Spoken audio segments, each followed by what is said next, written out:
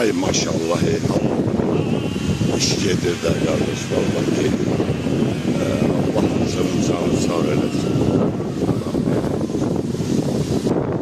Maşallah. Düzeldirler de yalan yok.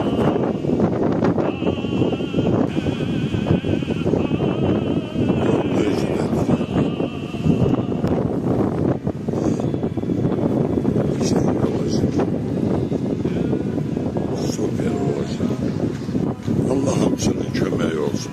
Ne de helal vallahi. Baktıkça adam lezzet alır görülen işlerle.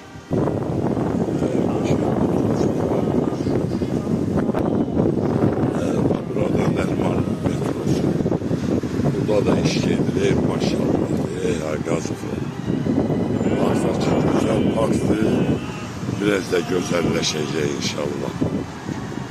Allah kollarına kuvvet versin. Tek başına öyle. Azerbaycan'ın bütün her yerinde iş gelir. Allah. Bak bu insanlara hava. Zahmetkeş insanlar. Birazdan sonra bura olacak. Süper. Bak. İşte Amerika'dan sağ olun. Güzel. Baytar Bakı'da.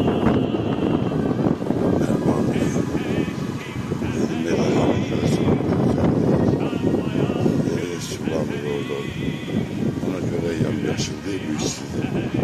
Gömgöy, halkı her yeri. İnşallah burada düzelir. Güzel bir iş. Halkın da güzelliği biraz da artacak inşallah. Düzelenden sonra. Allah. Helaldi kardeş, helaldi vallahi.